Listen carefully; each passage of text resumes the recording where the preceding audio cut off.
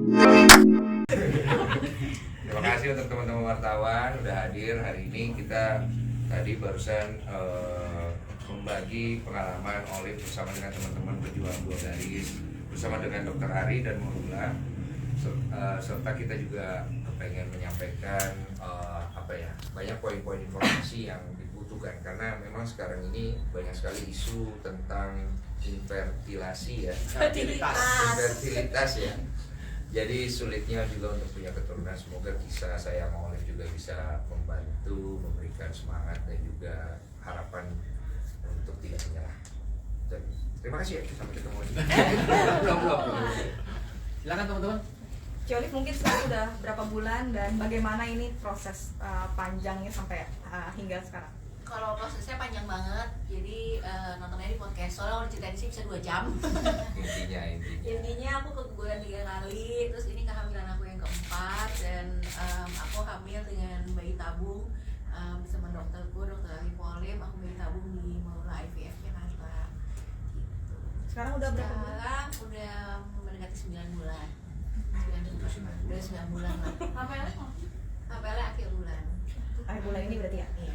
Aku pengen nanya tadi kan di situ mengenai persiapan untuk hamil IVF. Nah, kalau sekarang aku pengen nanya tentang persiapan Ci Oli sama Kodensu dalam melahirkan. Apakah nanti bagaimana cara mengelola waktunya dari Kodensu, sama kalau boleh tahu nanti nama anaknya itu siapa dan artinya apa ya?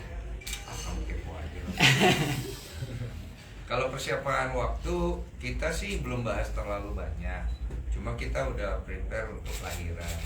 Kita lagi nyari jadwalnya Dokter Ari juga, ya kan, karena memang dari awal Dokter Ari dan Olive nyamannya sama Dokter Ari. Terus masalah pernak-pernik akhirnya kita belajar, jadi bagaimana caranya mengurus anak, masih balita segala macam, sampai kebutuhannya apa aja. Masalah pembagian waktu juga kita sudah obrolin. Nanti aku sama Olive yang kita juga akan urus sendiri, dibantu juga dengan suster, tapi akan kita urus sendiri.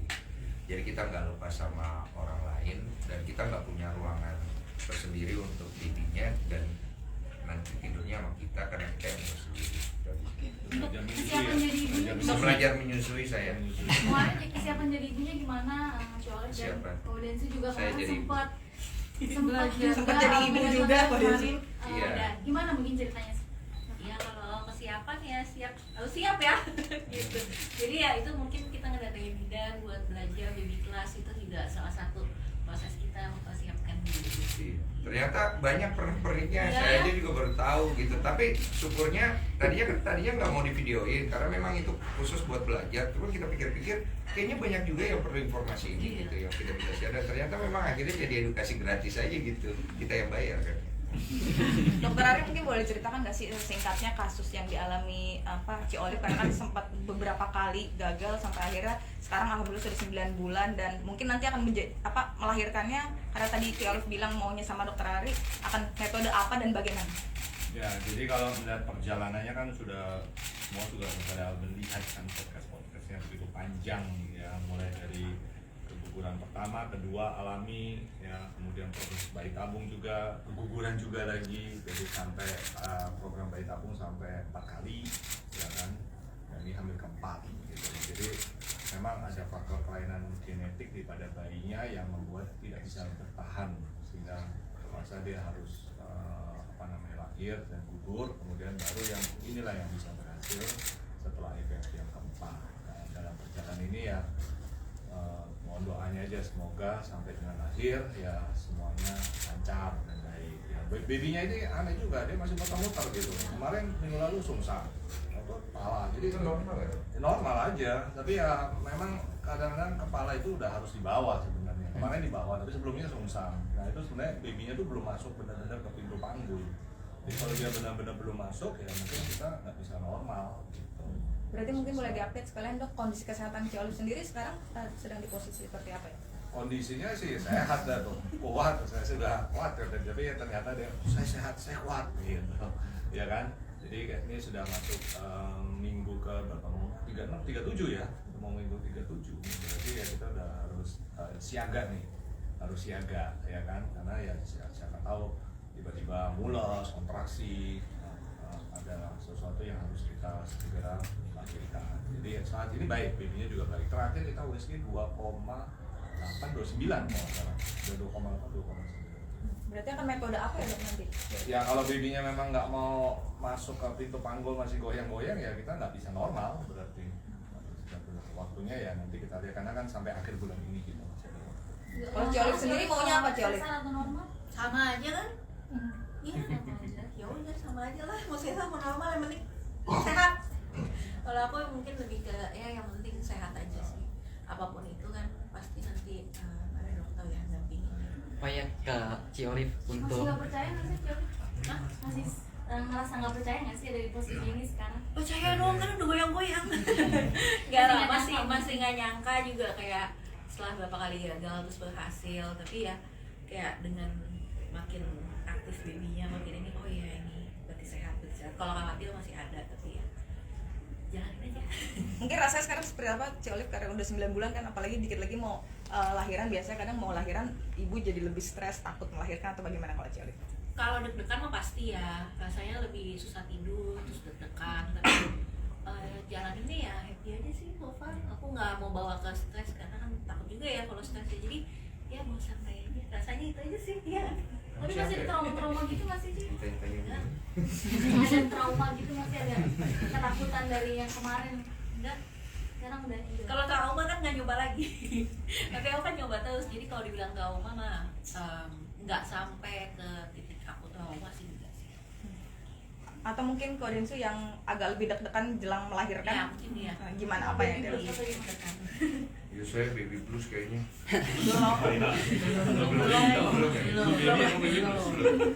Deg-degan juga itu kemarin itu ada yang nanya kayak kalian nih nanya-nanya bikin saya deg-degan karena kan sebentar lagi. Jadi dari kemarin itu aku nggak terlalu mau hero supaya aku juga nggak kepikiran gitu. Karena kalau bentar lagi gini mau lahiran jadi kepikiran kan ya. Makasih udah nambah beban. Ya cuman nanti itu urusan saya lah. Saya pastikan punya metode saya sendiri untuk bisa menerima kondisi baru, terus bagaimana menjalaninya gitu, walaupun deg-degan juga lah. Kalau mungkin sebelum mendekati hari lahiran ini sempat ngajak Ciolif juga nggak sih Baby Moon keluar Nggak berani lah. kayak apa namanya kayak honeymoon tapi Oh jalan-jalan. ada yang begitu-begitu ya. Ada. Susah ya bapaknya. Iya, bulan sebelum melahirkan Liburan gitu. sebelum melahirkan. Enggak loh, nggak berani. Ide bagus itu ya. Baru. Selalu siaga sekarang. Udah nggak bisa sekarang, kemarin Nggak bisa. nggak kepikiran lu lagi baru kasih tahu. Iya telat, iya nggak kepikiran. Enggak sih, yo, lebih ke ya udah lah di rumah aja deh istirahat. Iya. Nah, aku juga nggak kepikiran. Kita sih nyantai-nyantai. Cukup kita berdua cukup liburan di rumah. Tadi mau nanya lagi. Berarti ngambil pas kok sekarang udah nggak pergi keluar rumah atau gimana, siaga takutnya tiba-tiba. Iya, kalau aku kemarin memang kerjaan banyak aku kurangin banget karena aku alasannya memang mau siaga aja. Takutnya kontraksi tiba-tiba saya nggak di tempat gitu juga nanti nama baik saya kan rusak ya. Jadi saya kurangin kerjaan. Jadi uang itu bisa dicari. Jagain istri dulu. Polisi. Tapi kemarin kenapa sampai apa namanya baby class gitu sih, sampai persiapan sebegitu? Maunya Olive karena menurut dia itu penting. Penting kan, kita nggak tahu ya, kita nggak ngerti. Terus waktu itu sempat konsul juga sama dokter, sama dokter Tiwi dari RSI Iya, dokter Bunda. Tiwi. Terus dokternya juga nyaranin kalau memang ada waktunya sebaiknya ambil supaya nanti pada saat lahiran nggak kaget gitu. Iya. Ide bagus juga, ya udah akhirnya kita ikutin aja. Jadi selama ini kita ngikutin aja saran dokter-dokter yang mendampingi kita. Iya. Kan sempat ada bilang ternyata yang ngurus anak tuh nggak cuma ibu ya, bapaknya juga harus ikutan juga ya. Iya itu kata dokternya. Gimana Kodensu? Saya baru tahu itu. Jadi pas habis lahiran gitu, si ibunya ini kan lagi istirahat tuh karena kan proses lahiran itu. Jadi bayinya nanti sama bapaknya. Nah bapaknya itu dia harus bisa gendongnya, terus nanti dia harus berusaha supaya bayi itu belajar nyenyak dulu, supaya nanti begitu dikasih ke ibunya dia udah tahu langsung mencari ASI sendiri gitu. Jadi saya harus menyusui dia nanti. Bener ini. Apa namanya bahasa kedokterannya? Iya skin to skin gitu, terus aja dia supaya dia nanti nyari sendiri. Nah untuk membangun ikatan harus skin to skin gitu-gitu. Jadi saya harus standby juga tuh pas Olive nanti lahiran untuk peran yang itu. Setelah udah sekitar 4 jaman ya dok ya kayaknya.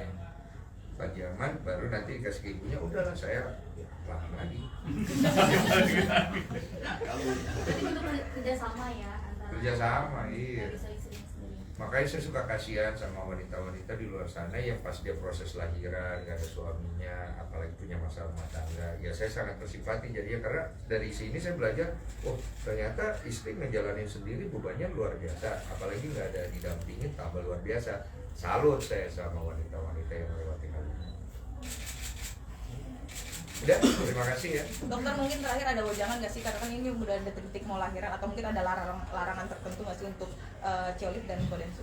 Ya yang penting berdua sudah harus siap, ya kan, artinya di rumah harus siaga, semuanya harus dipersiapkan. Kalau tiba-tiba ada datangnya kontrasi apapun segera harus ke rumah sakit. Kita semua sudah mempersiapkan semuanya. Jadi ya kalau sekarang masih aman-aman aja, boleh aja aktivitas sih, nggak perlu ada yang terlalu dibatasi banget, tapi ya jangan terlalu capek.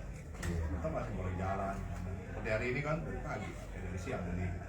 Ya kan? Sama Syukur lah.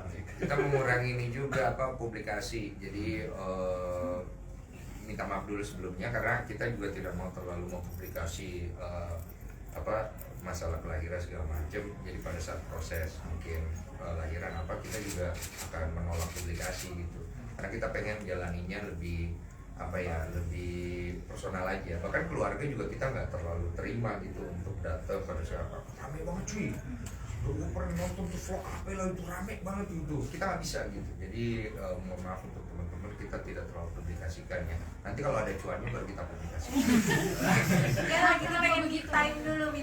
Iya. Baru ya kita juga perlu adaptasi. Baru soalnya. Jadi kita udah sepakat kayak aduh nanti kayaknya kita juga ini kurangin kerjaan, terus kita juga pengen coba gimana sih rasanya. Belajar dulu Kita sebulan nggak- pertama gitu. Kan pasti banyak orang yang menantikan nih. Iya, banyak yang mau datang berkunjung. Ini juga kita juga tolak dulu gitu. Nanti setelah berapa bulan baru boleh berkunjung gitu. Karena kita tidak mau terlalu banyak eksplorasi gitu. Kita lagi belajar jadi orang tua tuh baru awal-awal juga kan. Jadi kita juga pengen menguasai keadaan, nggak mau terlalu cari exposure-nya gitu. Tapi untuk nama semua udah disiapin. Nama kita udah siapin, nanti kita mungkin kabarin setelah berapa bulan setelah itu. Kita lihat kondisi babynya dulu gitu. Syukur-syukur ya kalau babynya sehat ya, kita kan nggak pernah tahu ya. Kita terlalu banyak ngomong sekarang, nanti kita juga takut sendiri omongan kita gitu. Jadi berjalan dengan natural aja. Main dokter anaknya juga rekomendasiin jangan banyak yang jenguk, jangan banyak yang cium, jangan apa. Oh ya udahlah, akhirnya kita milih oke, udah kita batasin aja. Kita nggak aktifin mana, kita belajar bertiga aja. Live Instagram dong saya. Nanti lahirannya gimana, di Jakarta atau di Singapura, di mana? Di Jakarta sih kan dokternya di sini. Kita ke Belanda. Ya warga negara bisa dua ya. Kita percaya warga negara banyak, jadi melahirkan di banyak negara ya. Amin. Enggak dong, enggak diaminin dong. Kalau siapa udah kepikiran belum apa hal pertama kali yang mau dilakukan ketika anak lahir? Gue mau ini nih, selebrasi mungkin atau justru ada di mana? Saya mungkin akan siu ya. Jadi pas anak saya lagi siu. Ini Nggak kan ada, dinantikan nggak banget nih. Nggak ada. Nah, lihat nantinya Nggak ada. gimana deh. Cuman yang tadi dokter bilang kita lebih ke ngikutin aja sih. Dokter bilang kalau udah lahiran harus skin to skin. Iya, itu dulu tuh. Udah sampai situ dulu deh. Iya, Sehat sembari dulu aja. cek mamanya sehat, anak sehat udah syukur gitu. Habis itu giveaway ya biasa. Kalau misalnya ini anak dibawa ke berbagai banget ya, anak mahal bisa dibilang. Di mana? Hah?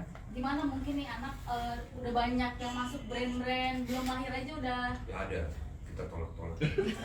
Iya sih, karena memang kita ngurangin kerjaan juga. Jadi memang beberapa kita ya udah, tapi banyak banget yang akhirnya kita terus kayaknya kita belum tahu kita akan publikasi kapan, kita akan apa, jadi kita belum berani ambil komitmen apapun.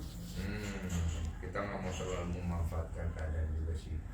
Makanya kita tadi bilang kita habis itu cuma kita bertiga aja dulu, nggak banyak Ya. publikasi lah Nggak banyak. gitu. Karena anak ini kan kita pengennya tumbuh tanpa ada bayang-bayang kita terlalu banyak, supaya dia bisa mandiri, jadi seperti orang biasa, dia bisa nggak survive dengan keadaan itu. Kan kami juga berasal dari orang biasa-biasa aja, kemudian terkenal gitu kan. Cuma itu jalan Tuhan ya, cuma maksudnya jalan Tuhan buat anak ini nggak tahu. Jadi kita juga nggak mau terlalu pressure dengan menjadikan dia sebagai subjek gitu ya. Ya gitu. Kecuali ada uangnya. Kalau lahiran bertiga atau ada babysitter yang ikut membantu?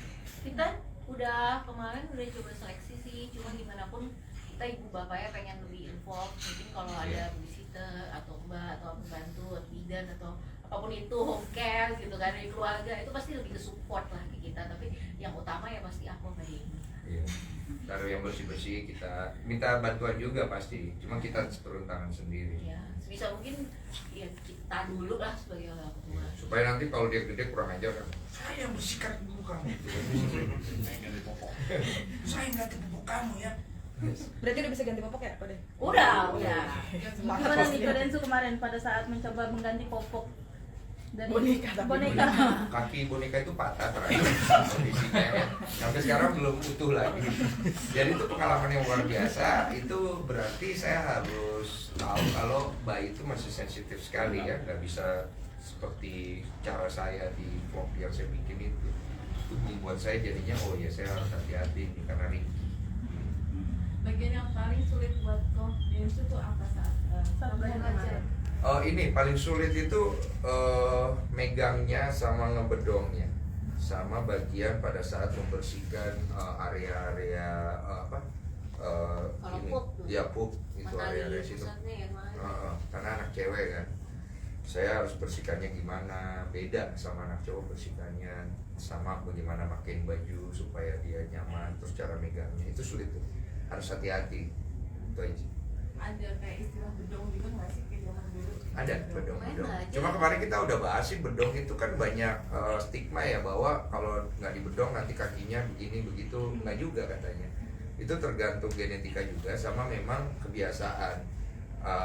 Tapi baik nggak untuk dibedong, baik-baik aja untuk menghindari serangga supaya posisinya dihangat dan lain-lain gitu. Jadi itu akan diterapkan di bayi kalian nanti. Mungkin tidak ya. Iyalah. Tapi sejauh ini ada perubahan nggak sih dari Pro sendiri sama sendiri sebelum jadi ibu udah kelihatan Perubahan. mungkin udah perubahan Nggak dari lihat jauh ya, dari seorang perubahan. ibu sih, bukan secara fisik mungkin secara udah kebapaan banget ya, ada perubahan Sikap. atau gimana nggak sih? Saya dari kemarin menyusui orangmu. Orang kelihatan. Sama pengen menyusui aja. Gitu Ci. Oh my. Aku nggak kepikiran ya biasa. Bapak ada berubah nggak mungkin lebih apa sekarang? Aku gak Protektif atau gimana sih? Ya begitu aja sih. suka kesurupan saya sekarang. Katanya, iya. Nggak sih, aku orangnya nggak yang mikir oh ini jadi begini aku orangnya Nggak, akunya ada perubahan. Ada perubahan nggak? Ada nggak sih? Lebih- Aku nggak yang Dia kurang peduli sama suami. ada Ian ya lebih perhatian ya pasti, tapi kan itu normal ya kalau istri hamil kan suami lebih perhatian. Maksudnya nggak ada yang sampai signifikan sampai harus kayak oh ini begini banget, enggak sih. Cuman pas lagi hamil dia sempet ngidam-ngidam juga nih. Iya, Dan gue ada gejala. ngidam-ngidam tuh pas dia hamil berapa bulan, 7 ke 8 itu. Gue jadi kepengen ke clubbing. Udah mau lagi ya? Iya. Bukan ngidam ya, enggak dia agak muntah, mual, Itu. terus ya susah tidur. Pengen hiburan gitu. Stres. Oke, sudah ya. Thank you. Terima kasih sudah menonton video ini. Jangan lupa subscribe dan aktifkan lonceng notifikasi supaya kamu nggak ketinggalan video terbaru dari Grid.